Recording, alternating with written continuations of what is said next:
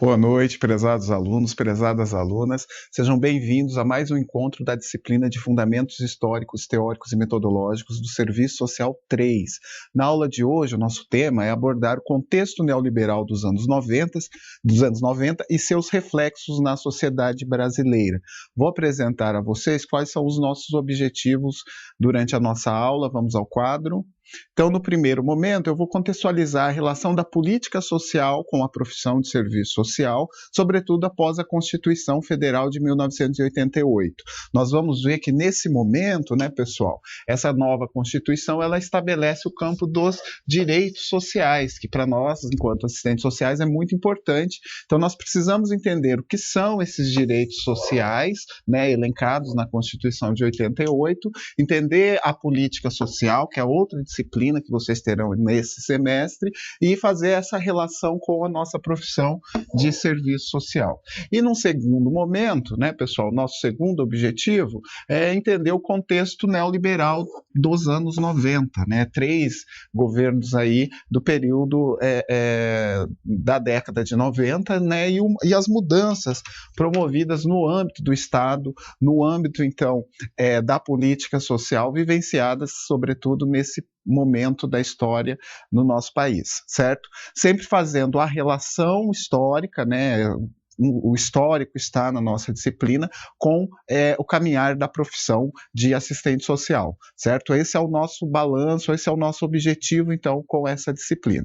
Antes de contextualizar, né, pessoal, antes de nós iniciarmos, eu quero fazer um gancho, um paralelo com a nossa aula da semana passada. Semana passada, então, nós discutimos, né, a década de 80, década de 70 e 80, o final do período de reconceituação da profissão, certo? E as novas lutas da década de 80 durante o processo de redemocratização da sociedade brasileira, certo? É importante a gente destacar que a década de 80 ela é pontuada, é marcada, então, pela participação mais ativa da sociedade civil, certo? No processo das constituições, nós vamos ver daqui a pouco no vídeo, né? Nós vemos que a sociedade civil muitas vezes ela é descaracterizada. Sociedade civil, nós podemos aí dar outros nomes, o povo mesmo, a participação popular, então, nos grandes momentos da história do país, né? Quase sempre isso é esquecido, isso é descaracterizado e não é por acaso, isso tem um propósito, né? Então, na década de 80, sobretudo no âmbito dos movimentos sociais, no âmbito, então, da busca por novos direitos, há uma intensa participação da esfera da sociedade denominada sociedade civil, certo? Sociedade civil organizada como queiram, né? Essa sociedade civil, então, durante a década de 80, após o processo de redemocratização, então a eleição do presidente José Sarney, ainda indiretamente pelo Congresso, né, em 1985, foi eleito o Tancredo Neves, quem assume é o José Sarney, né, em decorrência do falecimento do Tancredo Neves, certo? Então, após o governo do José Sarney e todo o processo da Constituinte, nós encerramos a aula aí, né? Tivemos uma aula um pouco mais curta por conta da apresentação do semestre, certo? E aí eu encerro a nossa aula no processo da Constituinte. Esse processo que engloba, então, a participação aí ativa da sociedade civil, buscando, então, alcançar direitos que são históricos, né? Que deveriam ser em outros países, né? Países mais desenvolvidos, esses direitos já haviam sido reconhecidos bem antes.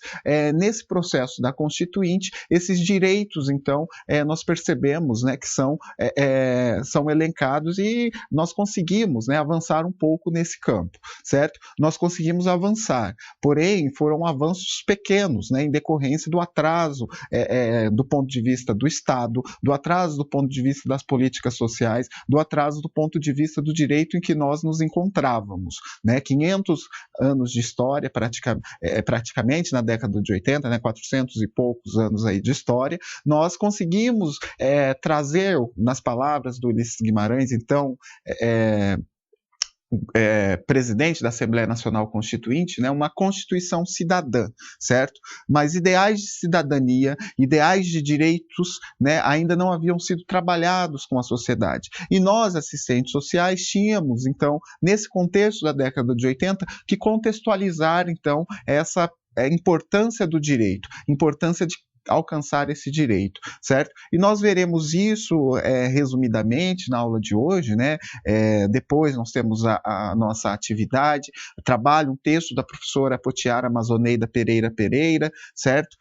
Da construção da política de assistência social. Então, por que esse texto? Esse texto tinha que estar em outra disciplina, alguns vão dizer, mas para nós entendermos que política de assistência social foi requerida na Constituição de 88, já que o objetivo da nossa aula hoje é que vocês entendam essa relação da política social com a questão social com a nossa profissão, certo? Lembra que eu venho falando desde o semestre passado, nós tivemos uma aula inteira, né, na disciplina de seminário interdisciplinar sobre o nosso objeto profissional, que é a questão social. Então, essa pobreza que surge, então, no sistema capitalista, no modo de produção capitalista, decorrente, então, da exploração do trabalho, né, da exploração de mais-valia do trabalhador. Essa relação, questão social com política social, já é histórica, né? O Estado, ele responde, então, a essa questão social com uma intervenção, primeiro, com base na repressão, com base, então, na frase do Washington Luiz, né? Questão social é caso de polícia, certo? Então, quando o pobre se manifesta, quando o pobre quer direito, nós mandamos a polícia, certo? Era essa a concepção que se tinha de direito na Primeira República. Certo? Durante a década de 60, no contexto da ditadura militar, isso piora um pouco. Um Estado autoritário, um Estado, né, centralizador, mas um Estado que não permitia a participação. Aí a sociedade civil vai ser esfacelada, vai ser esquecida, né? Não era importante para esse Estado ter sociedade civil, ter crítica, porque era um Estado ditador, era um Estado onde a participação popular e para isso nós precisamos de princípios democráticos, não existia, certo? Então, nesse contexto, né, nós vamos ver aí que há algumas mudanças na concepção de direito. E é esse o nosso objetivo aqui hoje, que vocês entendam essa relação e as mudanças, sobretudo, após a Constituição Federal do ano de 88, certo? Vamos ao quadro. Então, eu já contextualizei a questão dos direitos sociais que nós vamos trabalhar. Mas do que tratam esses direitos? O que são os direitos sociais, certo? Os direitos sociais, eles são categorizados, né, são classificados como aqueles que permitem condições materiais para o pleno gozo dos direitos. Então, existem direitos de diferentes esferas, né? O direito individual, certo? O direito social, o direito do trabalho. Então, existem diferentes formas de direitos. Os direitos humanos, né, nós podemos citar aí como outra categoria de direitos, certo? Os direitos sociais, nós entendemos que são aqueles que permitem ao cidadão a participação política, a participação democrática na sociedade.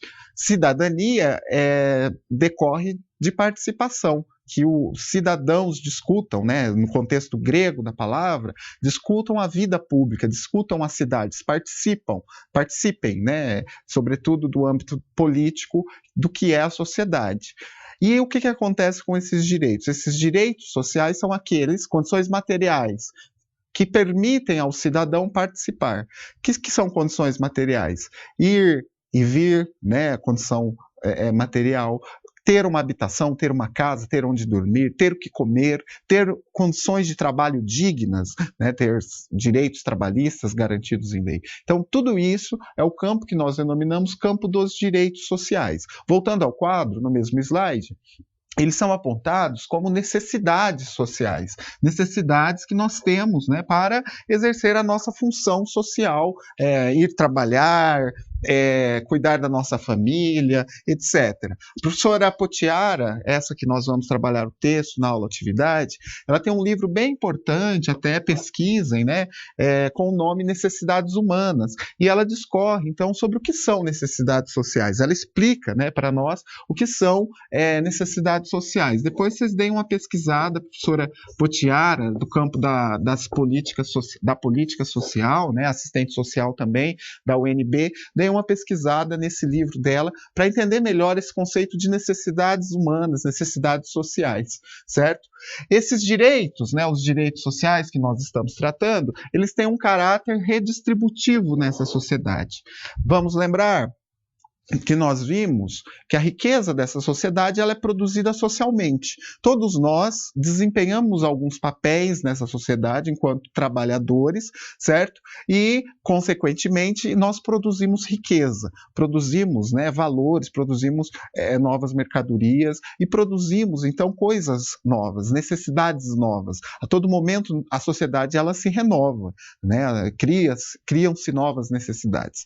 Nesse contexto, certo? Se a riqueza ela é produzida socialmente, é preciso que exista um caráter de redistribuição, porque senão essa riqueza ela fica concentrada na mão de uns poucos, ou oligopólios, né, como no capitalismo monopolista, ou de apenas de um grupo social, certo? Uma oligarquia, Então, nós podemos dizer aí também alguns burgueses, né, que controlam, certo, a produção, a riqueza nacional. Então, quando se fala em direitos sociais, subentende-se como esses direitos garantem condições materiais de existência. Se são condições materiais, subentende-se que há necessidade de políticas específicas para esse campo, que é o campo da política social, certo?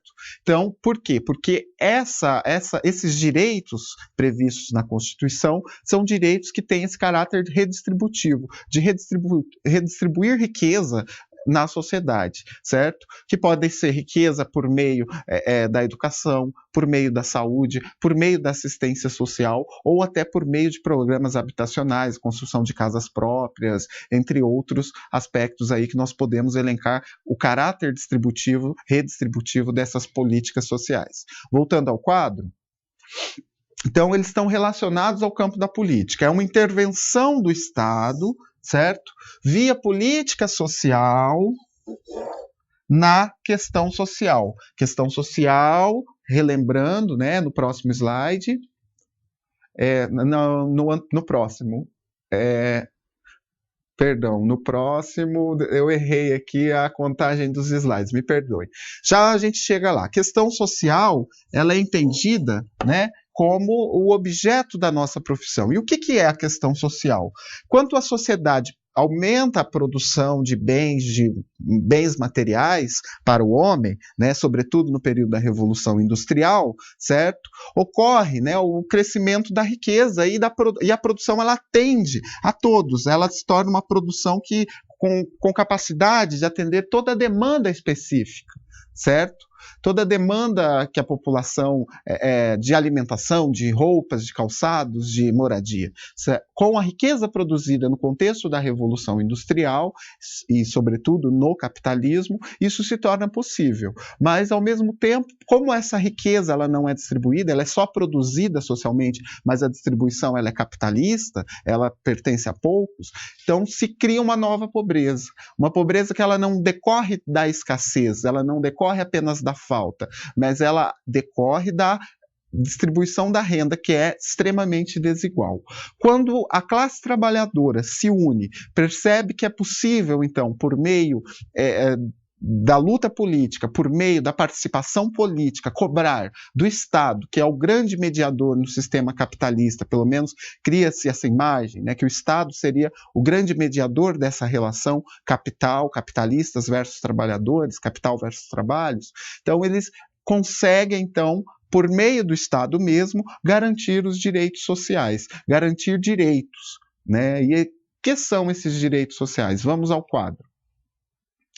São condições dignas de trabalho, como eu já havia dito, né, na Revolução Industrial, se trabalhava 12 horas por dia. No processo constituinte, em 88, havia dois grupos, né, um grupo formado por deputados, constituintes e parlamentares ligados aos grandes empresários, que defendiam na Constituição, na CLT, né, no conjunto, na consolidação das leis trabalhistas, 48 horas semanais. 48 horas semanais, façam as contas aí, segunda a sábado, né, em período integral, certo? As centrais sindicais, algumas centrais sindicais, hoje defendem, né, uma diminuição na jornada de trabalho para 35 horas semanais, o que alguns países da Europa e países avançados, dentre eles a França e outros, já têm, né, já contam com uma jornada de trabalho de 35 horas semanais. E no período da Constituição, essas centrais defendiam a posição de 40 horas semanais. Então, do consenso desses dois blocos políticos, né, de parlamentares, ficou estabelecida uma jornada regulamentada na CLT de 44 horas semanais, só para trabalhar a questão, né, do emprego, certo? Do direito trabalhista, que se inclui aí no direito social, certo? Condições dignas de trabalho, né, pessoal, também são a questão, se conta aí aí nós estamos falando uma jornada de trabalho, é extremamente importante a gente sintonizar, porque a jornada de trabalho, ela indica as condições de vida para a família também daquele sujeito, daquele cidadão, certo? Muitas vezes, né, o cidadão, ele, numa cidade grande, ele tem que se locomover para ir trabalhar, e não se conta, né, que ele gasta 12, 15 horas no trânsito, ou então no metrô, ou então tendo que se deslocar de ônibus, metrô, né? Uma dona de casa, imaginem, em São Paulo, no Rio de Janeiro, é comum ela sair de casa às 5 horas, 4:30 da manhã, e voltar já à noite, né, 9, 10 horas da noite. Então percebam, né, a jornada de trabalho, né, ela não é só aquilo que está na lei, as 40 horas semanais ou 44, como queiram, certo? A gente precisa contar isso do ponto de vista, né, diferente, certo? Outro direito muito importante, voltando ao quadro, é o da alimentação.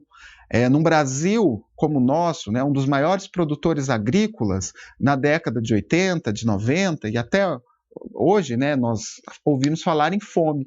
Como assim, né? Fome num país maior produtor de alimentos do mundo?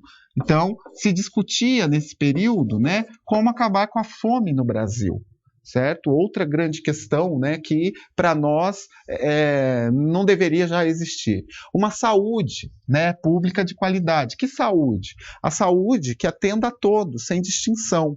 Até 88, até o contexto da Constituição, a saúde ela era ligada à contribuição previdenciária. E nesse país que não se garante as condições de trabalho, mesmo registrado em carteira, nós temos um grande número de subemprego, de pessoas que nem conseguem chegar ao mercado de trabalho. Nós temos uma população que não consegue, né, se fixar nesse mercado de trabalho. Então, essa população, muitas vezes, ela ficava a cargo da caridade, simplesmente porque ela não era contribuinte do sistema do INPS ou do INAMPS, como queiram. Então, com a Constituição, se discute uma saúde universal, uma saúde pública, gratuita, que atenda a todos sem distinção. E isso nós avançamos. Estamos aí com o SUS, Sistema Único de Saúde, né, que tem atendido diferentes, em todas as regiões do país, toda a população.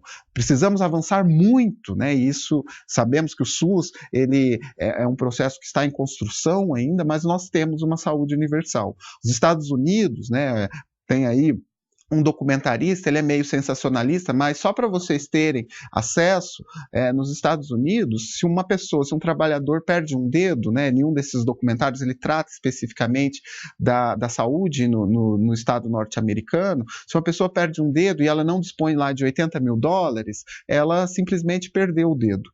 O dedo é jogado fora, o médico não atende porque aquela pessoa é preciso ter uma poupança.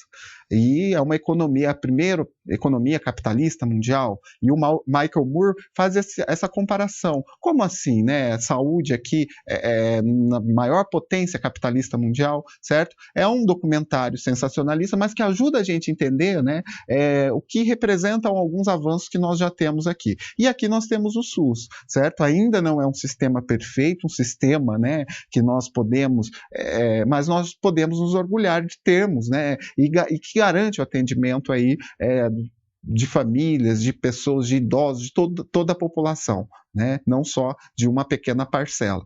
Outro direito social, a habitação, casa, né? Outro é o grande problema desse país. Nós temos uma atuação, movimentos sociais aí saindo ativa, né? Sobretudo o MTST, Movimento dos Trabalhadores Sem Teto, certo?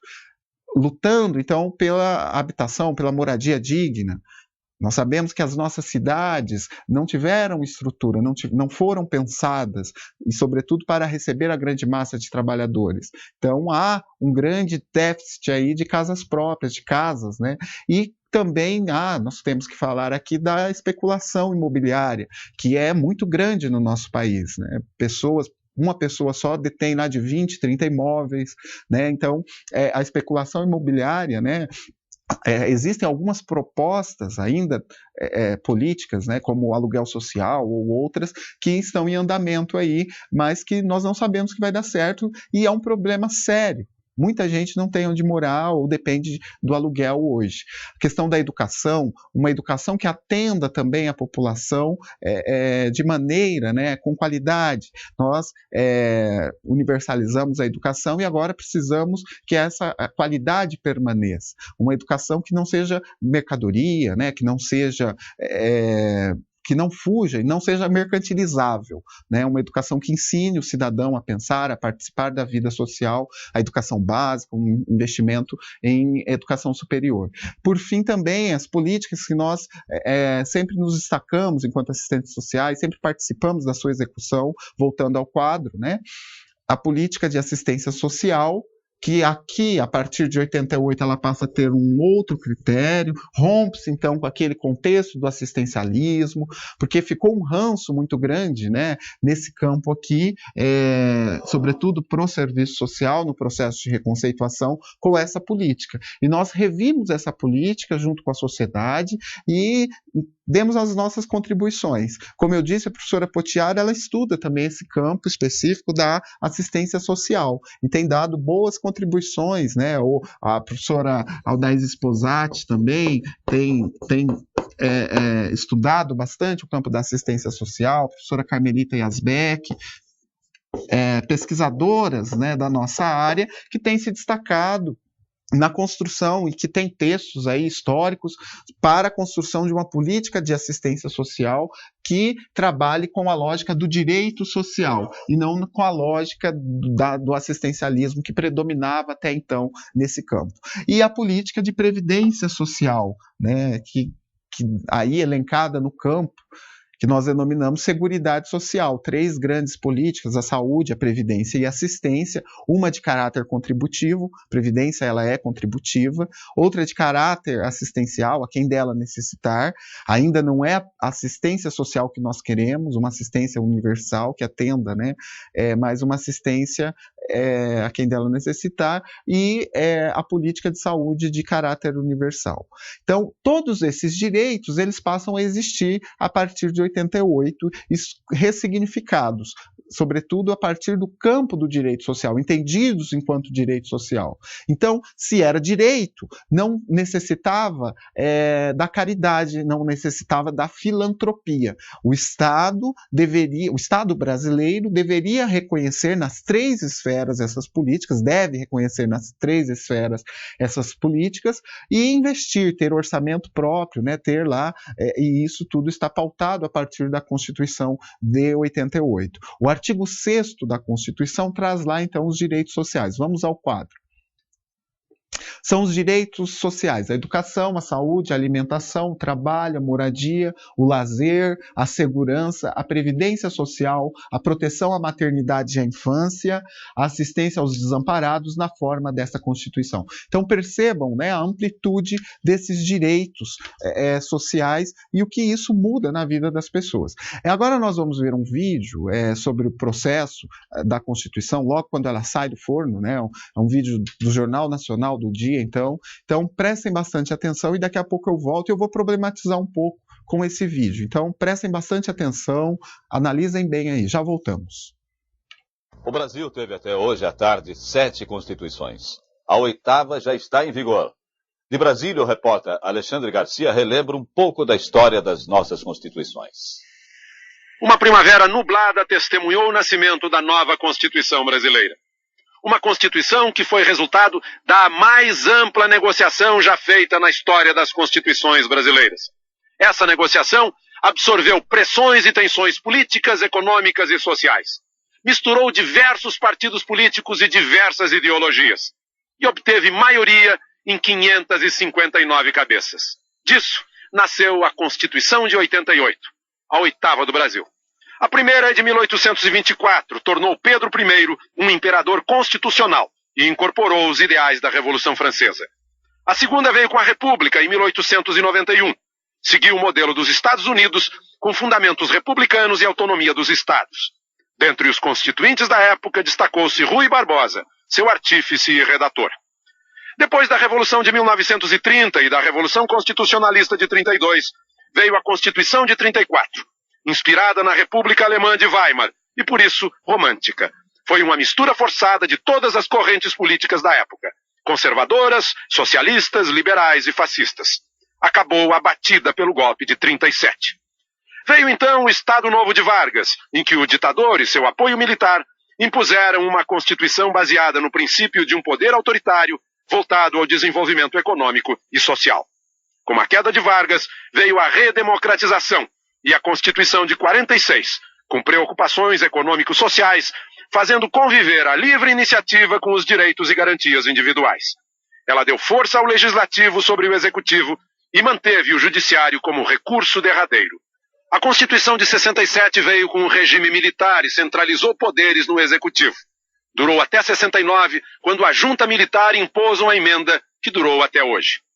Hoje nasceu a Constituição de 88, com grandes avanços nos direitos individuais e sociais, sem ser moderna na ordem econômica.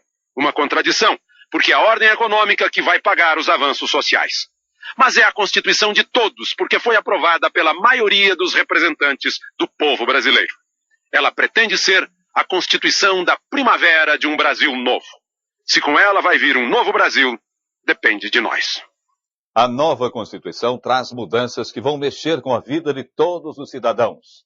De Brasília, Joelmir Betting. Aqui está ela, a nova Constituição do Brasil.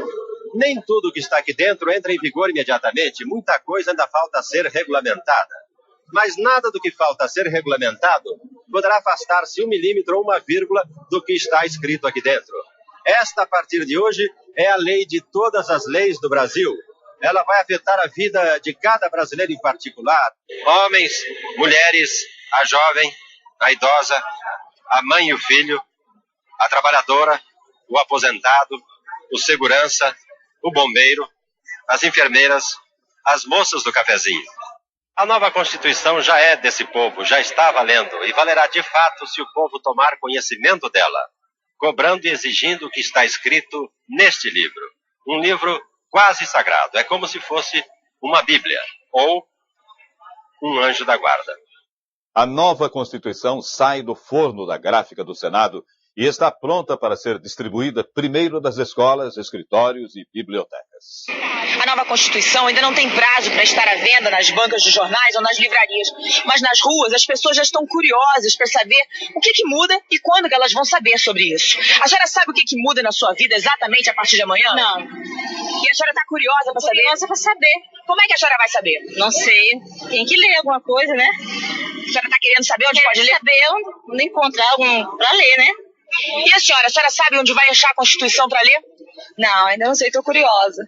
Para colocar a nova carta à disposição dos brasileiros o mais rápido possível, a gráfica do Senado prepara os exemplares que vão ser entregues em órgãos públicos de todo o país.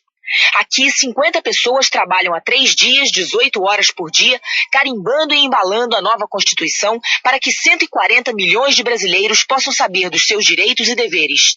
São 40.870 exemplares da nova Constituição que estão prontos para serem distribuídos pela Empresa Brasileira de Correios e Telégrafos. A nova Constituição vai para universidades, bibliotecas públicas e câmaras municipais de todo o país. Cada instituição vai receber um pacotinho como esse, com 2 exemplares. E a Constituição vai para cidades distantes e desconhecidas, como, por exemplo, Mazagão, no Amapá, Natuba, na Paraíba, ou Machadinho, no Rio Grande do Sul. E ela vai poder ser lida e consultada por qualquer um de nós dentro de no máximo 3 dias. Voltando então, pessoal, percebam que esse não é um vídeo crítico, não é um vídeo, né, que dá para a gente até utilizar na universidade, é uma matéria jornalística e que precisa ser problematizado um pouco, né? A mídia, o conteúdo mediatizado, ele traz muito do senso comum.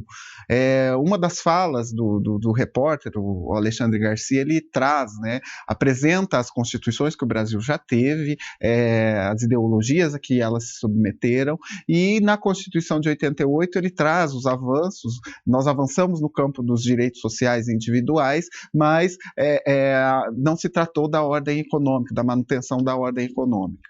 É óbvio, né, que o jornalista ele trata, então, já de um ataque a esses direitos alcançados na Constituição. Outra questão, né, é que aparece ao final a repórter entrevistando as passantes, né, as senhoras passantes, e parece que o povo estava alheio a tudo aquilo, né? Será que foi assim mesmo? Então a gente precisa problematizar um pouco, né, essas matérias jornalísticas, certo? Elas usam muito do senso comum e muitas vezes, né, de maneira já querendo deturpar, né, alguma coisa ou passar uma falsa impressão, certo? Mas é um conteúdo histórico, tá aí para ser analisado.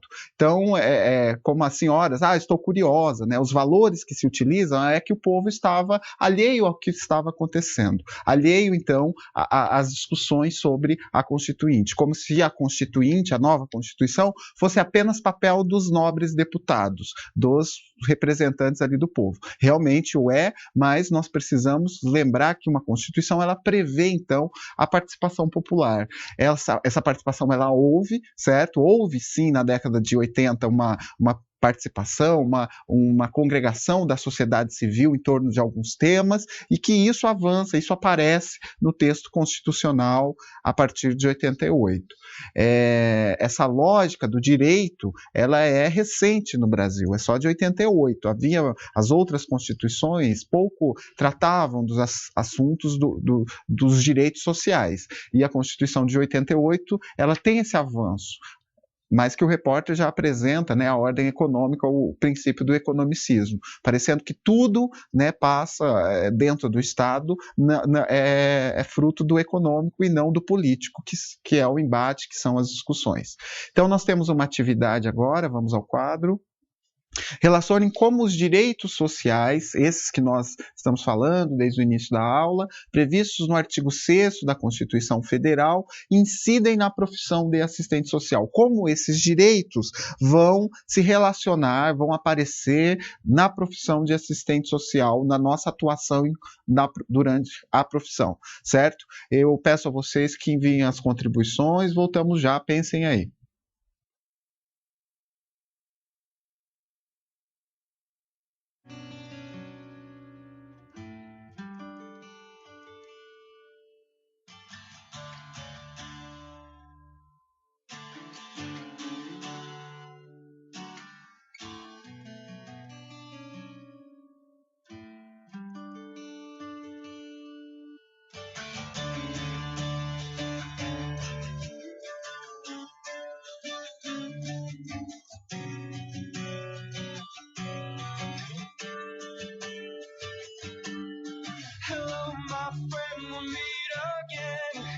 It's been a while, where should we begin?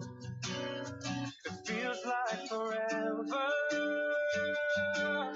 Within my heart a memory of perfect love that you gave to me. Oh, I remember, 'cause when you are with me, I'm free, I'm careless, I believe. Above all the others, we'll fly. This brings tears to my eyes, my sacrifice.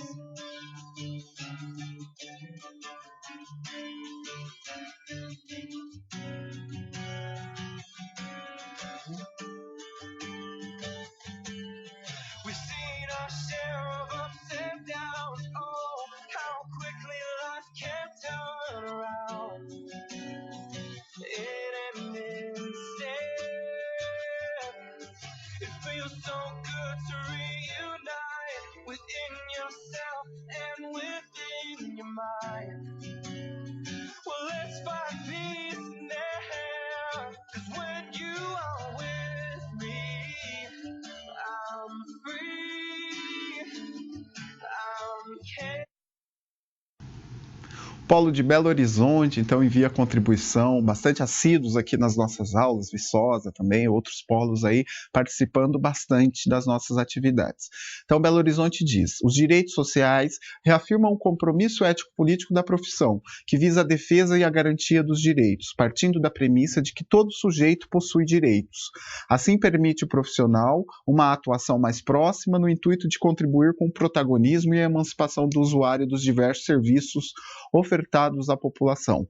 Muito bem, contribuição de Belo Horizonte, grande abraço a todos aí, contempla aí o que nós havíamos perguntado. Pessoal, a lógica dos direitos, ela precisa ser bastante problematizada, e nós precisamos entender isso para não utilizarmos do senso comum, né? Direitos de tanto, às vezes um termo, por ser tão utilizado, ele acaba se esvaziando do seu significado e aí acaba sendo deturpado, diversas pessoas utilizam aí a contragosto e a contramão de acordo com as suas intenções.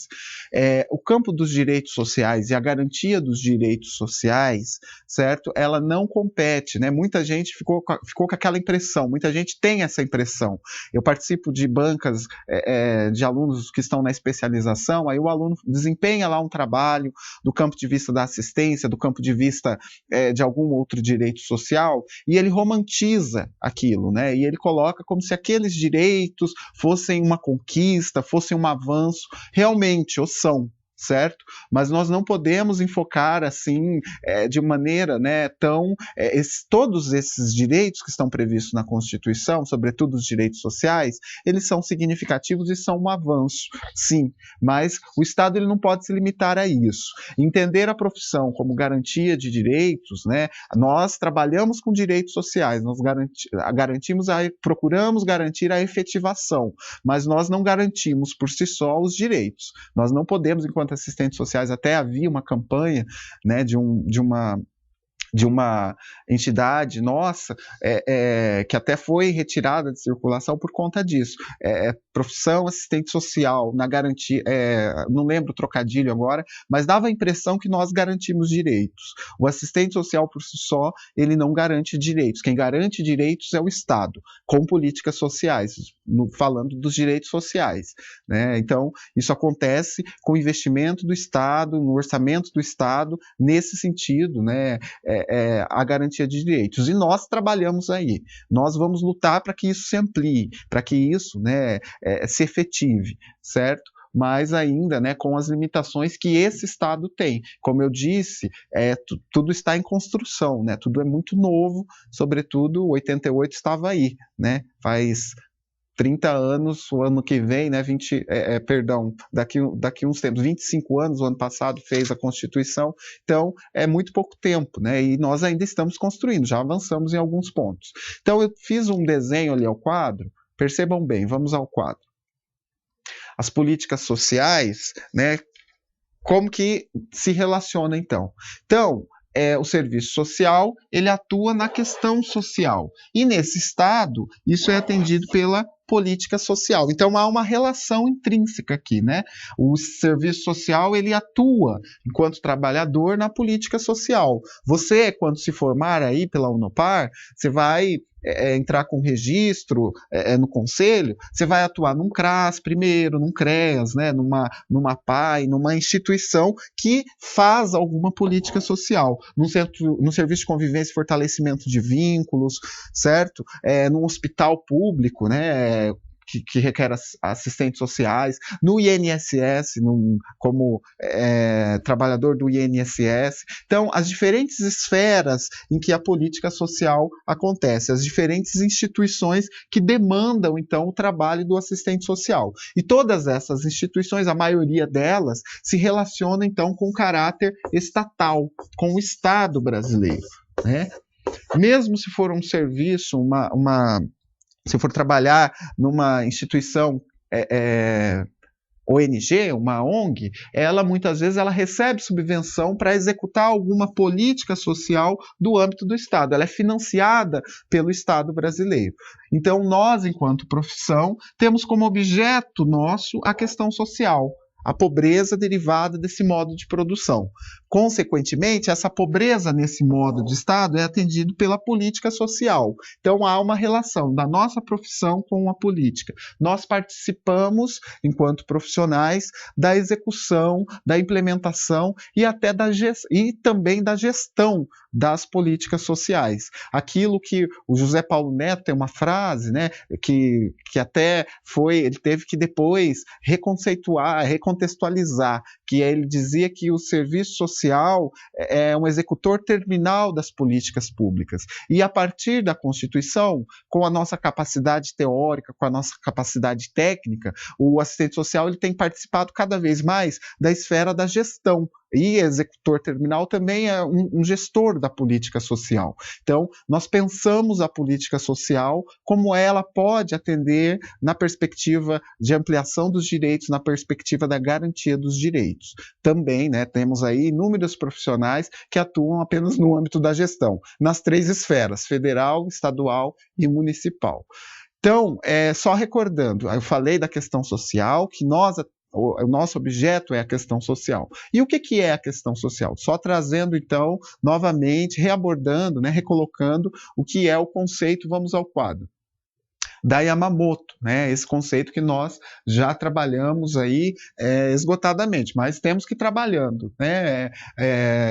Tinha um professor que dizia que o aluno só aprende quando ele ouve a mesma coisa por 4 vezes, então, que daí já decora, né? Já fica intrínseco aquilo. Então, eu falei algumas, até o final do curso vocês vão ouvir essa citação diversas vezes, mas a questão social não é senão as expressões do processo de formação e desenvolvimento da classe operária, dos trabalhadores, e do seu ingresso no cenário político da sociedade, exigindo reconhecimento como classe por parte do empresariado e, sobretudo, do Estado. É a manifestação no cotidiano da vida social da contradição entre proletário versus burguesia, da contradição capital versus trabalho, proletário e a burguesia, a qual passa a exigir outros tipos de intervenção, mais além da caridade e da repressão. Então, a Yamamoto aborda aí o conceito de questão social, que é eleito, né, depois da reconceituação, como o nosso objeto de intervenção. E se nós atuamos sobre a questão social, nós atuamos na política social, na política pública, na política social, como queiram, certo? Então, é essa relação, né, que nós precisamos perceber. Nós estamos inseridos no modelo capitalista de produção, nós somos trabalhadores, né, o serviço social é um trabalho, certo? Especializado, técnico, tem o seu conhecimento, produz determinado tipo de conhecimento para atender determinada questão. Ele é chamado nessa sociedade a atender determinada questão, que é a questão social. Não é qualquer questão, é a questão social, que é essa questão relacionada à pobreza, ao modo como as classes trabalhadoras, ao modo como as classes que não detêm do capital enfrentam essa realidade, que é perversa, que é dura, etc., por isso nós precisamos conhecer essa realidade. Voltando ao quadro, então há, a partir de 88, o reconhecimento do Estado brasileiro com os direitos sociais. Isso acontece não à toa, a partir das lutas dos movimentos sociais. Então, nós, enquanto assistentes sociais, que nós vimos na aula passada, participamos desses movimentos. Nós estávamos no movimento das mulheres, pedindo direitos, nós estávamos no movimento de meninos e meninas de rua, criança e adolescente, nós participamos da luta como trabalhadores do SUS, né, trabalhadores da saúde pública, nós participamos das lutas das organizações que existiam e que gestavam ligadas à LBA, né, a Legião Brasileira de Assistência, a ANACELBA, a ABAS, todas essas instituições que eram movimentos sociais e que vão levar a lógica desses direitos sociais para a Constituição. E lutamos ainda, né, pela consolidação dessas políticas sociais, e aí na década de 90, que nós vamos ver daqui a pouquinho já, em leis regulamentares, que fornecesse uma regulamentação maior, então, para para aquele campo, né, em que nós atuávamos, certo? Então há, a partir da década de 90, uma intensa participação dos assistentes sociais na tentativa de lutar para a efetivação desses direitos. Não vou falar garantia, a gente tem que ter bastante cuidado. Algumas palavras para os assistentes sociais, né? Nós trabalhamos com a linguagem, temos que ter a todo momento muito cuidado. Uma das palavras que foi ultrapassada aí, nós podemos lembrar, é a ajuda, né? A ajuda para o assistente social tem que causar assim, um certo, né, arrepio quando ele ouve ou quando algum... Então, cuidado aí com o que vocês dizem, né? Nós não garantimos direitos, nós participamos para que eles se efetivem, lutamos para que eles se efetivem, mas quem garante é o Estado. Então, essa participação dos assistentes sociais nesses movimentos sociais, na luta pela conquista de direitos. Aonde? Na Constituição, na nova lei regulamentar do país, né, a partir de então. Então, nós não podemos ter essa visão ampliada, né, de achar que os direitos garantidos pela lei, estando lá na lei, estava resolvido o problema. Isso foi um longo processo e ainda está em construção. Nós lutamos pela ampliação desses direitos, ampliação que o Estado garanta mais, né, direitos, inclua novos direitos. Mas nós sabemos que essa é uma luta perversa. E isso foi sentido na década seguinte. Lembram que eu citei a frase lá do jornalista, do Alexandre Garcia, que precisava ser problematizada? A ordem econômica, ela se sobrepõe sempre no nosso país à lógica do direito. É assim que um Delfim Neto, lá no Milagre Econômico, dizia, né? É preciso deixar o bolo crescer para depois repartir. Ou seja, política social vem depois. É assim que, como eu já disse hoje, o Washington Luiz tratava a questão social como caso de polícia. Então, um Estado que historicamente foi autoritário, um Estado que demorou muito para reconhecer a lógica do direito.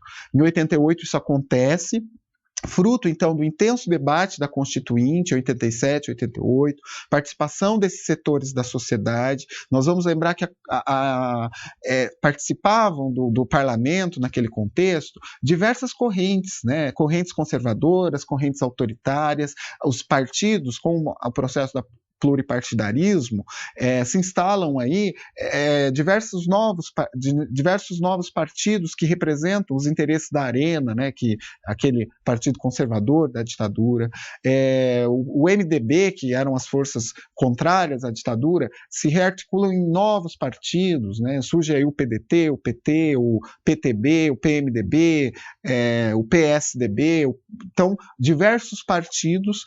E isso vai ser reflexo da primeira eleição para presidente, né? Para presidente que ocorre antes, então, foi nas eleições, para escolher, então, o primeiro presidente eleito diretamente pelo voto popular.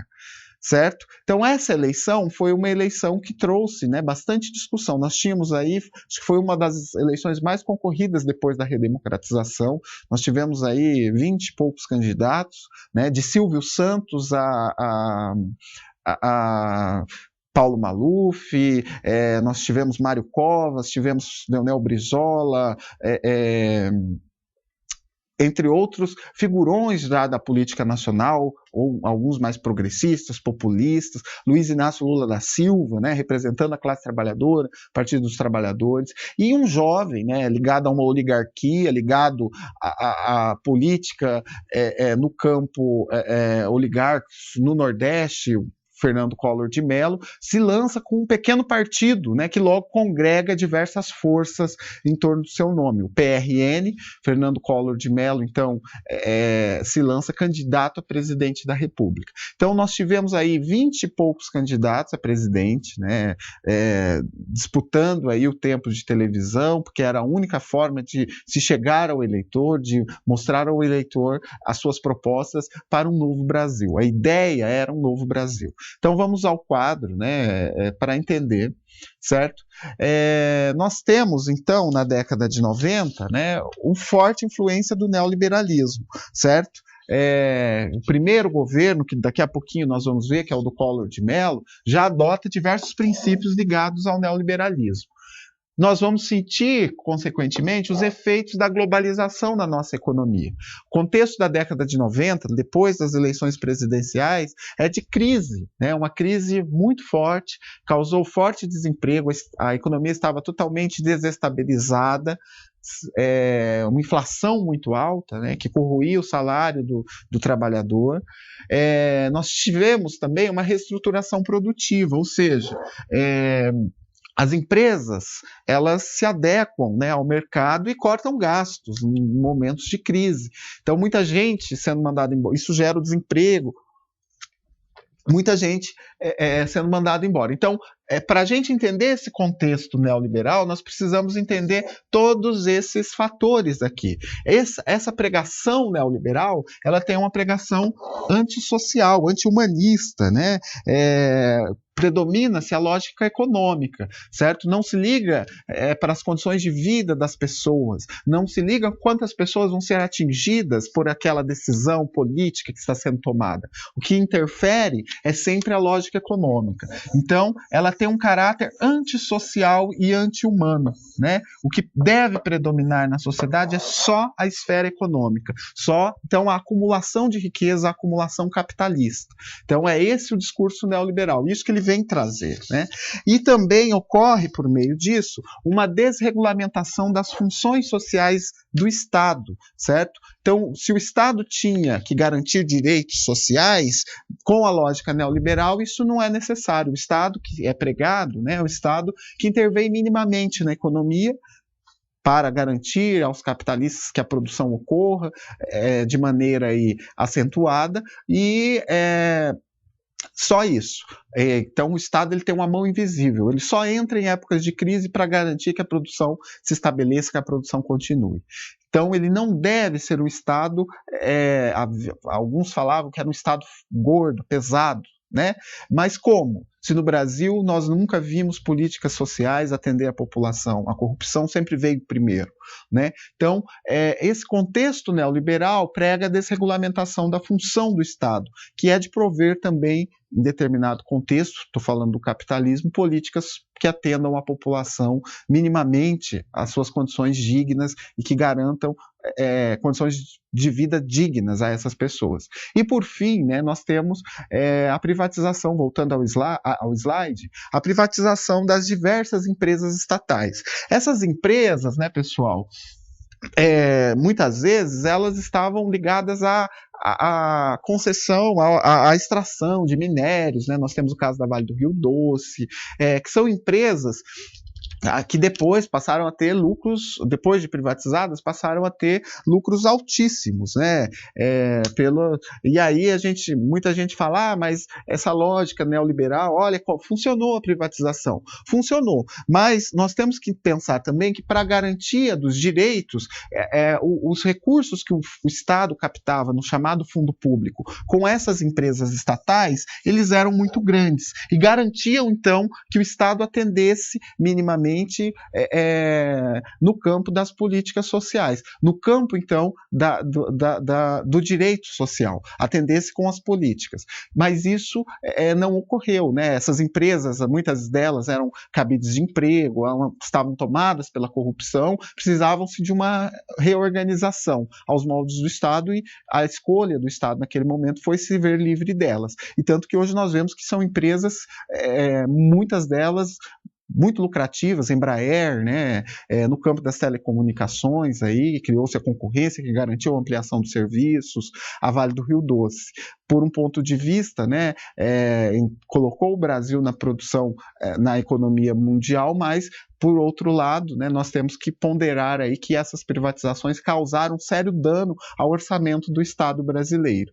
E hoje, né, há uma tentativa da esquerda de desestabilizar aí com o caso Petrobras. Sempre isso é muito polêmico, né? Sempre isso causa muita discussão, certo? Mas o que é o neoliberalismo? Estou falando do contexto que nós entramos na década de 90 e que vai ser permeada essa década de todo esse contexto ideopolítico. Essa ideia, ela é transposta para o campo da política, para o campo do Estado brasileiro. O que é isso? Vamos ao quadro.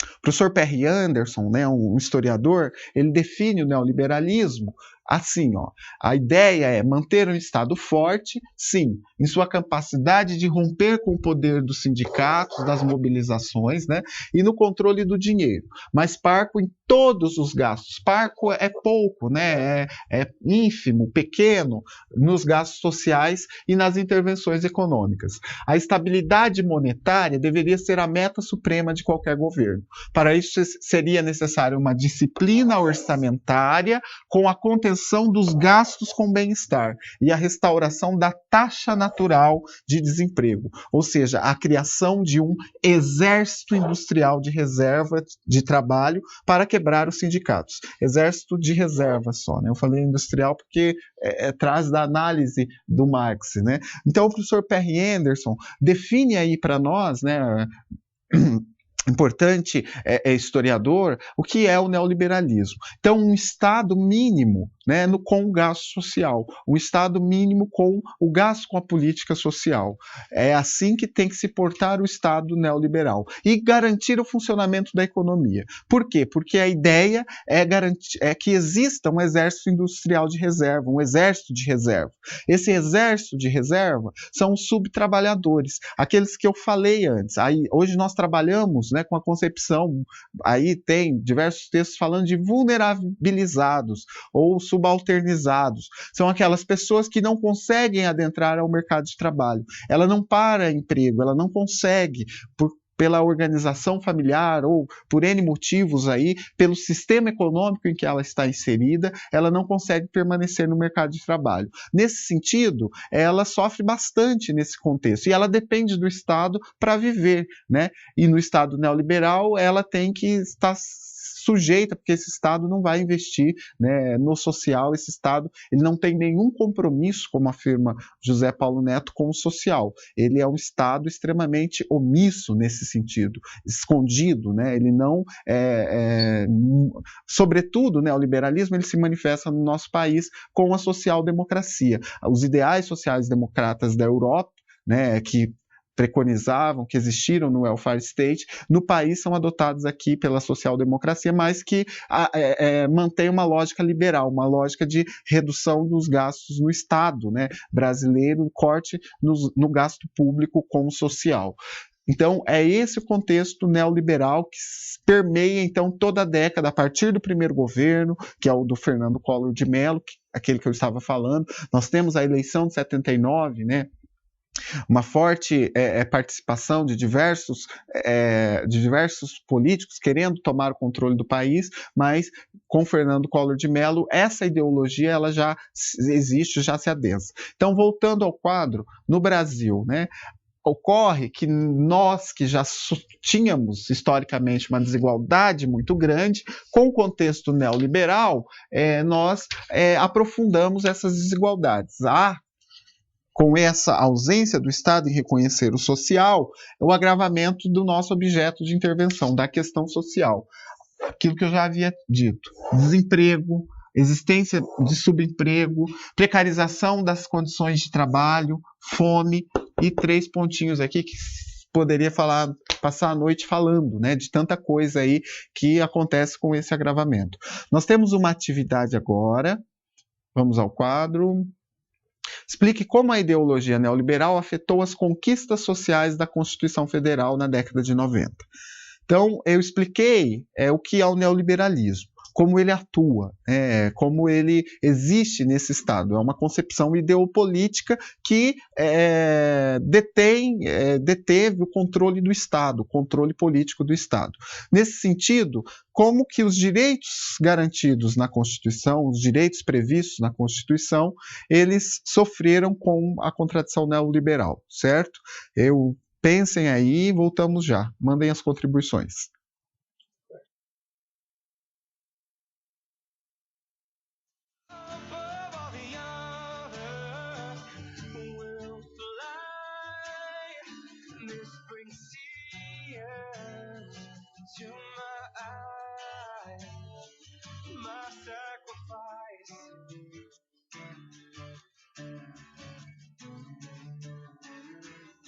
I just want to say hello again.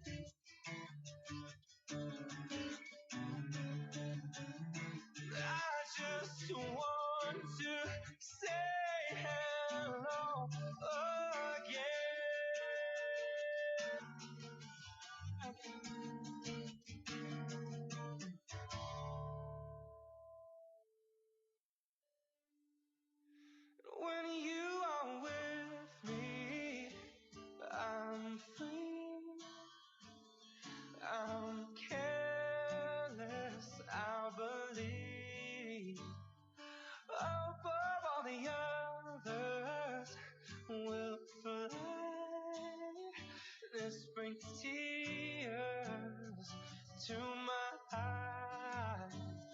But when you are with me, I'm free. I'm careless. I believe that above all the others, we'll fly. And this brings tears to my eyes. My sacrifice.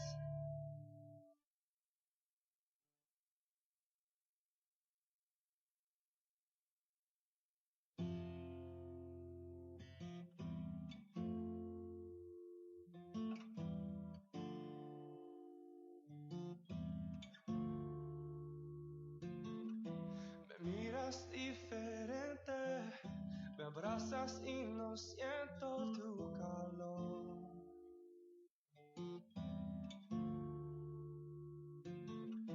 Te digo lo que siento, interrumpes y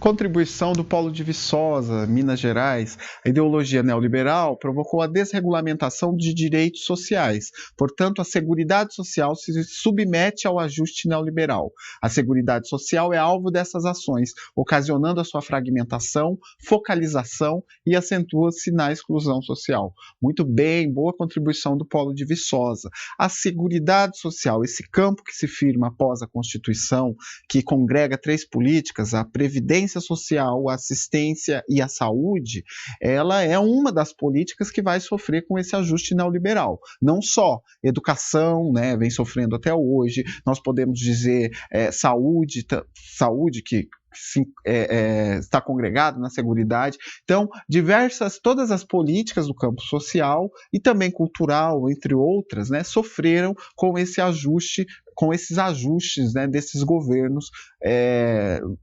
justificados pela lógica economicista, pela lógica econômica apenas, né?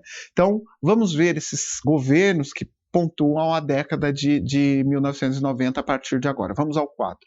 Nós começamos então com o primeiro deles, governo Collor de Mello, né, tem 2 anos de duração. Como eu já havia dito, Collor de Mello, ele era ligado a uma oligarquia lá do estado das Alagoas, havia sido, se eu não me engano, prefeito da cidade de Maceió, representava uma força política inexpressiva, um partido que havia surgido recentemente, né, não tinha nem participação política, denominado PRN, e ele é eleito, então, depois de um segundo turno, né, prometia um amplo combate à corrupção, né, até em determinado momento ele disse ter aquilo roxo, né, e isso ficou marcado todo mundo utilizou-se disso depois, e prometia ser, né, até tem uma revista que publica lá uma capa com o Collor enquanto candidato, o Caçador de Marajás. E nós vamos ver como que acontece esses 2 anos de governo Collor, né? No quadro, na campanha, como eu disse, Caçador de Marajás, né? Marajás, né, ele não classificou, não ajuda bem, é bem senso comum, não ajuda a gente a entender o que é, né? Mas no contexto do Collor de Mello, nós podemos dizer que ele só caçou os servidores públicos, né? Só prejudicou os servidores públicos. Para eles, os servidores públicos eram Marajás, né? E há, nesse momento, o adensamento da ideologia neoliberal. O Estado já mostra, né? Esse governo já mostra que veio. Entre a grave crise econômica, uma das medidas que ele toma é dar a austeridade, tentar recuperar aquela economia. E isso fica famoso, né, nos planos. Plano Collor 1, Plano Collor 2, foram planos muito polêmicos, né, em alguns deles até se confiscou a poupança. O trabalhador, então, tinha lá um dinheiro guardado na poupança, na caderneta de poupança, né, e para conter a inflação, aquele dinheiro não podia ser sacado. Então, houve aí, né, com esses planos, um forte desequilíbrio da economia. Ministra Zélia Cardoso de Mello, né, foi um período de intensa dificuldade para os trabalhadores por conta da alta inflacionária, da inflação muito alta, e ele não consegue, né, governabilidade, não consegue estabilidade. Para responder a isso, o Collor se mostra como um político jovem, arrojado, né, antenado, esportista, praticante de corridas, de carros aí. Então ele quer mostrar essa face, né, de moderno, de pessoa antenada, né, com valor de antenado, de jovem, né, de arrojado. Mas ele não consegue passar isso porque é um governo, né, que quase não tem expressão. No campo econômico, esses planos eles estagnaram muito a economia, a inflação subiu mais, não houve, né, o plano Collor, sobretudo por conta do confisco da poupança, causou na população uma certa frustração, né, e podemos aí até utilizar uma palavra mais, uma revolta, né, na população, e esse governo ele não se mantém, certo? Por representar aí setores conservadores, setores reacionários da sociedade. Só investe, a tentativa era simplesmente a economia. Não houve, né, nesse governo nem tempo de se estabelecer nada no campo social. Então não dá para a gente avaliar. No próximo slide, então, confisco da poupança, e a partir já do primeiro ano, diversos casos de corrupção começam a surgir na imprensa, né? Até quando o caso PC Farias, né, o Heriberto, motorista lá do Collor, e ele cai, o presidente Collor cai, há já uma intensa participação de novo da sociedade civil. Muita gente fala que ela não participa, mas olha ela aqui, né? Jovens estudantes saem às ruas com as caras pintadas pedindo fora Collor, né? E o presidente, então, o primeiro presidente eleito democraticamente depois de toda a ditadura militar, ele sofre um processo de impeachment e é retirado do cargo, né? Collor não renuncia, certo? E acaba sofrendo o processo de impeachment, 2 anos depois de sua eleição. Vamos ver um pequeno vídeo, né, que ilustra, então, esse momento da história. O presidente Fernando Collor divulga uma carta ao povo brasileiro. Ele deixa o governo 2 anos e meio depois de tomar posse. Às 10h35 da manhã, o presidente foi embora do Palácio do Planalto. Às 8h40 da manhã, quando o presidente Collor entrou no Palácio do Planalto, ele ainda estava no poder. Quase 2 horas depois, acompanhado da primeira-dama, dona Rosane Collor, o presidente entra na antessala do gabinete para ser comunicado de que estava sendo afastado. O presidente está visivelmente tenso. Ao seu lado, todo o ministério já exonerado. Na hora de assinar a própria saída, a consulta ao ex-ministro da Justiça. Confere no relógio até os segundos. A partir deste instante, começa a contar o tempo do afastamento. Um aperto de mão e o presidente sai. Às 10h35 da manhã, o presidente Collor deixa o Palácio do Planalto, de onde governou o país por 29 meses e 17 dias. Os funcionários recebem manifestações diferentes, emoção e vaias. Passa de cabeça erguida, apenas agradece. Se despede dos funcionários do gabinete militar. O manifestante não consegue chegar perto. No helicóptero presidencial, a solidariedade da primeira-dama. Lá de cima, o aceno e o gesto tão conhecido marcam a despedida de Fernando Collor de Mello. O presidente Collor hoje divulgou uma carta ao povo brasileiro, onde ele diz: passo a chefia do governo ao meu substituto legal, na forma da Constituição, com a consciência e a alma limpas, e com a convicção plena de que o povo vai se tornar mais confiante quando conhecer a verdade. O presidente Collor, ao sair do Palácio do Planalto, foi para a Casa da Dinda, onde pretende se recolher durante os 6 meses. Não vai viajar nem frequentar lugares públicos. Vai trabalhar com uma equipe formada pelos assessores mais próximos. Essa equipe ficará na Granja do Torto. A principal preocupação agora é preparar a defesa que vai ser apresentada no Senado. Momentos antes de sair, disse-me que estava confiante que num julgamento isento ele poderia responder todas as questões que a sociedade espera dele e que em breve será julgado e será inocentado e em breve estará de volta. Então aí o final do período Collor, né, ele que é uma imagem midiática criada para ser presidente da República, não permanece só 2 anos, né, não consegue estabilidade no cargo e sofre um processo de impeachment. Vice do Collor era o mineiro, né, Itamar Franco, do PMDB, que completa o mandato bem curto também. Aí nesse momento que nós temos o Plano Real, vamos ao quadro. Então, o Itamar Franco, né, ele tenta, então, uma aproximação com alguns setores da esquerda, tá? A esquerda é bastante grande no Brasil e o Itamar, ele tenta, chama, né, até a Luiza Erundina para ocupar um ministério e então tenta essa aproximação, tentativa, né, de controle do Estado, porque uma forte crise institucional se abate, sobretudo após o impeachment, né? Nós temos no governo do Itamar um plebiscito para a reforma de governo a ser adotada, né? O presidencialismo, monarquia, república, e assim nós temos a escolha da forma de governo que deveria vigorar após, então, a ditadura, né? Vence, como nós já vimos, o presidencialismo e o regime republicano.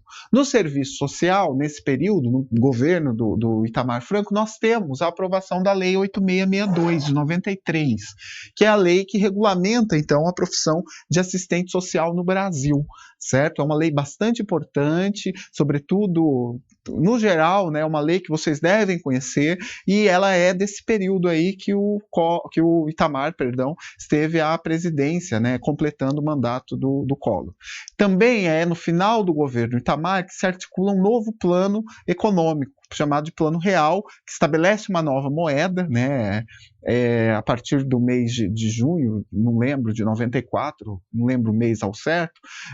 Então, terminaria o plano cruzado e iniciaria o plano real. O ministro da Fazenda desse plano foi o Fernando Henrique Cardoso, né, que vai ser eleito, então, Fernando Henrique Cardoso, sociólogo da Universidade de São Paulo, né, grande pesquisador, era uma influência importante na década de 60, 70 na esquerda, foi um dos orientandos do professor Florestan Fernandes, se lança, então, candidato à presidência da República. Já havia sido senador da República pelo PMDB, perdeu a eleição de São Paulo, né, em 88 para o Jânio Quadros, né, até um fato curioso envolveu essa eleição. O Fernando Henrique estava quase eleito, no final o Jânio ganha a eleição em 88, e o Fernando se elege, então, a partir de 96, 95, né, como presidente, permanece, nesse período que nós temos a reeleição, a adoção da reeleição,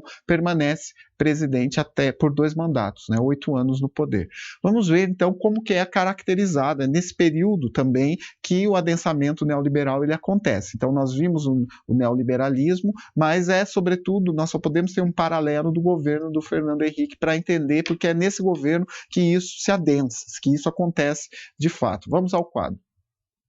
No próximo slide, nós temos, então, nesse governo, né, privatizações diversas, né, da Telebrás, diversas empresas públicas são privatizadas, uma ampla abertura às multinacionais, né, a entrada dessas multinacionais no cenário econômico, se empreende, né, a partir, se organiza um ministério, né, o MARI, Ministério da Administração e Reforma do Estado.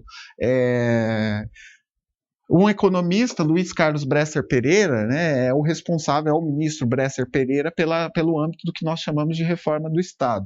Essa reforma do Estado nada mais né, que a adesão do Brasil ao chamado Consenso de Washington. Depois vocês deem uma pesquisada, né, o que é esse Consenso de Washington e o que ele estabelece. Mas estabelece, sobretudo, que como a economia está globalizada, os países eles têm que se submeter aos valores dos organismos multilaterais. O que são esses organismos multilaterais? A ONU, o Banco Mundial, o FMI, Fundo Monetário Internacional, etc. Então, esses organismos multilaterais, eles controlam, consequentemente, como esses países na América Latina passavam por graves crises econômicas, então eles receberiam empréstimos só se eles adotassem esse Consenso de Washington, que previa, então, o quê? A adesão à política, à ideologia neoliberal, a redução dos estados nesses países. Vamos lembrar que você reduzir um Estado inglês, um Estado na Grã-Bretanha, né, um país que sempre investiu, que teve um welfare state forte, né, é muito interessante. Mas no Brasil, que nunca teve política social, nunca teve nada, você vai reduzir o quê? Né? E foi isso que aconteceu. O Estado, ele parte para a administração pela lógica econômica apenas. E o consenso de Washington, né, então, ele acontece no Brasil por meio do que se empreende a reforma do Estado, diminuição dos direitos. Nós temos diminuição dos direitos previdenciários, as emendas constitucionais no campo da Previdência, emenda constitucional número 20, entre outras aí, que são desse período desse governo. Voltando ao quadro do mesmo slide, nós vemos, né, que há uma clara orientação à adoção da política neoliberal. E quem orienta isso? Os organismos internacionais, como o Banco Mundial e o próprio FMI. Então, consequentemente, a década de 90 ela não consegue efetivar os direitos conquistados na Constituição. Aumenta-se o desemprego, né? A segunda campanha do Fernando Henrique ela é pautada toda no combate ao desemprego, né? Porque a taxa de desemprego no Brasil era altíssima nesse momento. Consequentemente, expressões da questão social, porque como isso está relacionado ao trabalho, não tem como se desvencilhar, né? Ocorre o crescimento de uma desigualdade social. E a política social? O que o Estado vai fazer nesse momento? O governo investe, né, na ideia, resgata uma ideia que foge à lógica do direito, que é a ideia de solidariedade. O programa Comunidade Solidária vai ser a grande, né, vitrine desse governo no campo da política social. E permeado por características ligadas ao que nós, assistentes sociais, não gostamos, que é o assistencialismo. Desde a gestão nacional, a condução desse programa estava sobre o comando da primeira-dama, Dona Ruth Cardoso. Então, isso daí já impera uma das características do assistencialismo, né? O primeiro-damismo, escolher quando prefeito, quando o governante escolhe a primeira-dama, porque ele acha que concebe, então, a política de assistência que esse governante entende, né? Que política de assistência é essa? Uma política pautada, então, na lógica da caridade, da sensibilidade, né? Não é que o Estado tem que reconhecer, tem que gastar dinheiro. É minha mulher que vai lá atender as crianças. Então, nesse governo, né, ocorre, então, um retrocesso no campo da política social. Voltando ao quadro, a assistência social, né, ela acontece, ela é tocada, vamos dizer assim, eu até coloquei entre parênteses, porque não é uma palavra muito científica, bem do senso comum, pelos programas. E o Comunidade Solidária, né, vai ser um desses programas. Aquela ideia, né, também de Rede Globo de televisão, vai ser muito utilizada nesse amigos da escola, né, como se a comunidade por si só resolvesse os problemas, né, que não dependesse do Estado, que não dependesse do investimento do Estado. Essa é uma ideia muito legal, mas que enfoca a participação, mas que é bem deturpada, né? Porque desresponsabiliza o Estado, desresponsabiliza quem tem que investir nesse campo, que é o campo da política social, e isso acaba, né, permeando pelos critérios que a gente já conhece, populismo, assistencialismo, entre outros, que são condenáveis do ponto de vista da lógica, né, da política social. Consequentemente, no campo econômico, nós vimos que é um período marcado pelo forte desemprego, a população não tinha trabalho, não conseguia, né, adentrar o mercado de trabalho. É um período que também, né, se acirra a questão da fome. Hoje nós trabalhamos só com matérias jornalísticas, as fontes para essas aulas foram as matérias jornalísticas, né? Nós vimos bastante jornal nacional. Nós precisamos problematizar de quando são esses jornais, de que década, de que período, né? São esses jornais, porque eles refletem, então, os problemas daquela sociedade naquele momento. E da década de 90, desse governo, eu trago uma matéria, né, sobre a fome, representando o que foi a fome nesse período no Brasil. Vamos lá ao quadro. Ao vídeo. Maior do que a de muitos países da África. O Jornal Nacional vai mostrar a partir de hoje o Brasil que sofre com a fome. Um país que mantém parte de seus cidadãos longe da prosperidade. Os repórteres Marcelo Canelas e Lúcio Alves percorreram 6 estados e o Distrito Federal. Encontraram cidades tão desoladas pela escassez de comida que os moradores fugiram para não morrer.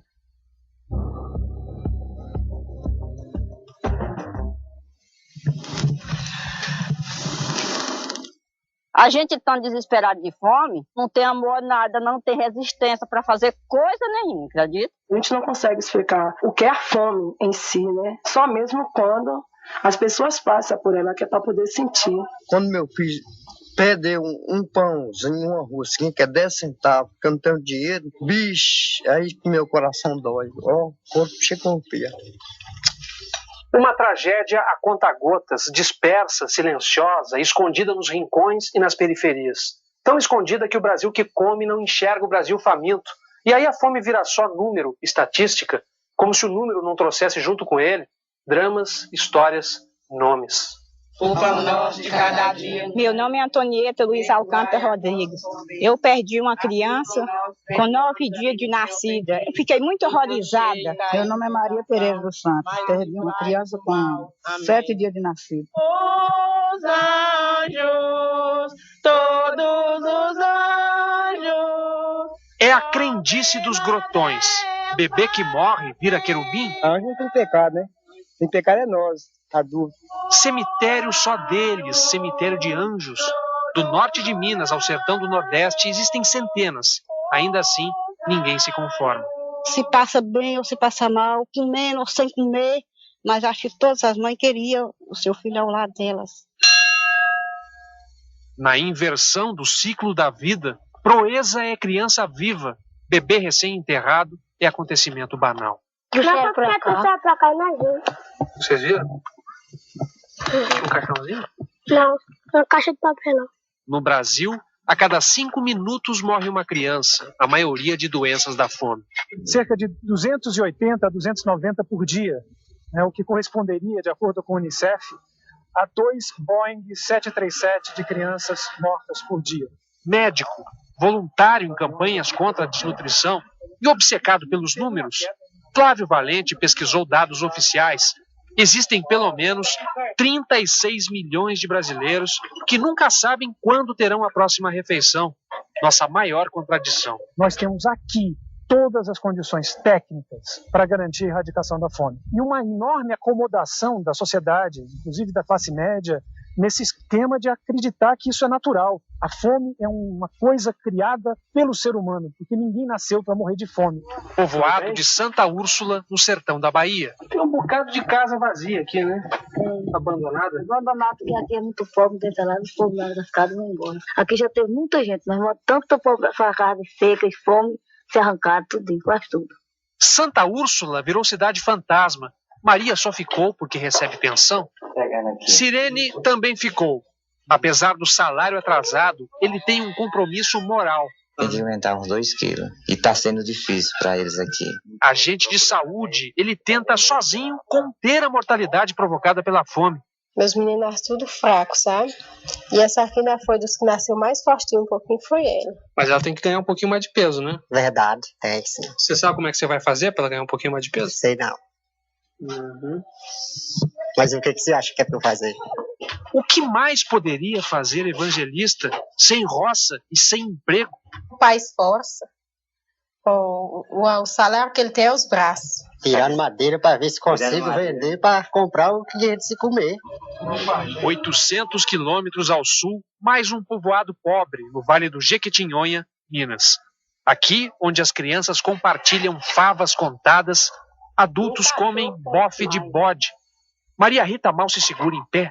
Eu tô sentindo anemia, acho que é profunda. O médico diz que a senhora tem que se alimentar bem, é isso? É. E a senhora diz o que pra ele? Eu falei que ele onde é que eu acho.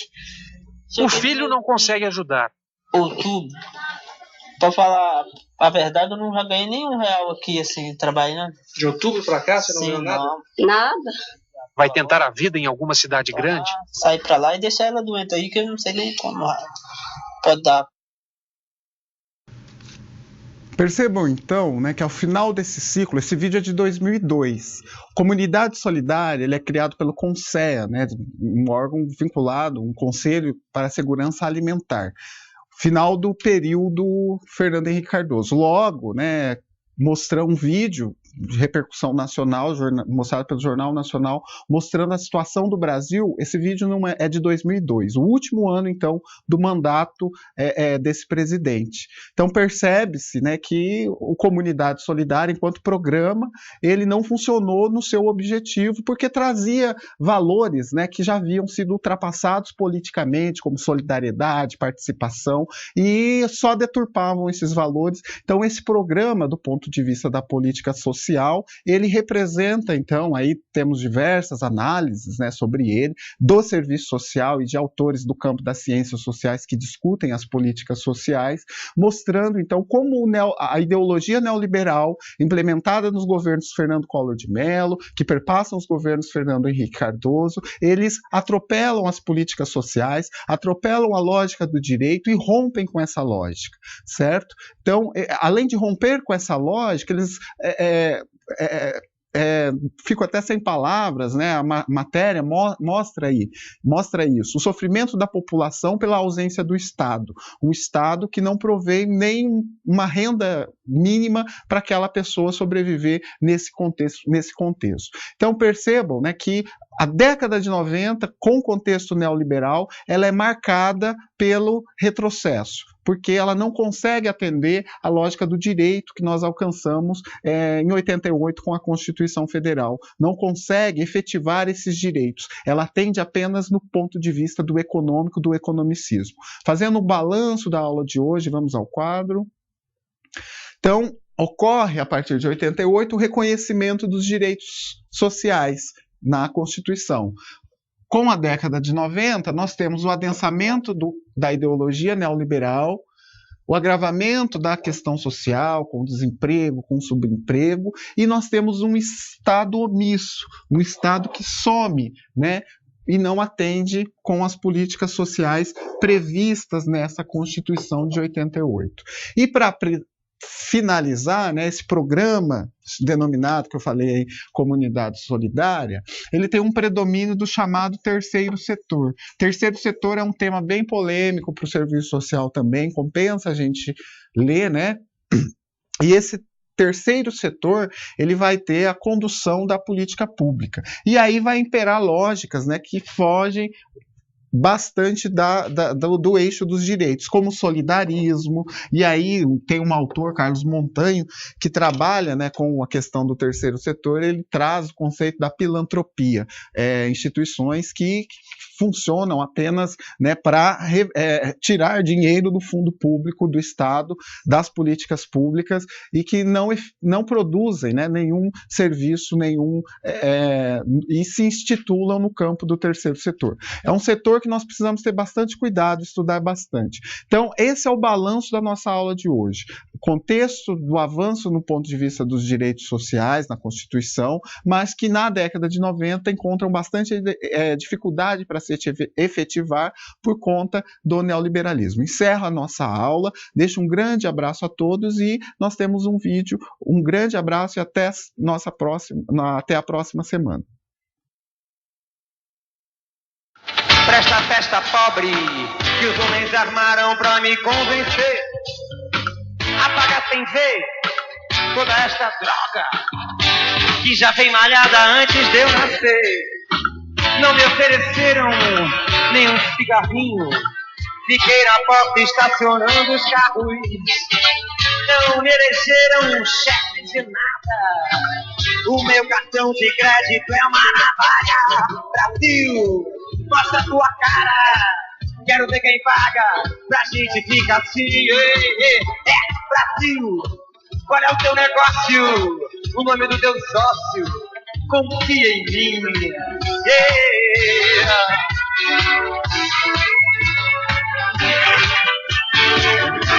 Legalzinha, a baiana mais gostosa do Brasil. Não me convidaram pra esta festa pobre e os homens armaram pra me convencer. Apagar sem ver toda essa droga que já vem malhada antes de eu nascer. Não me sortearam a garota do Fantástico. Não me subornaram, será que é meu fim? Eu também a cores na forma de um índio.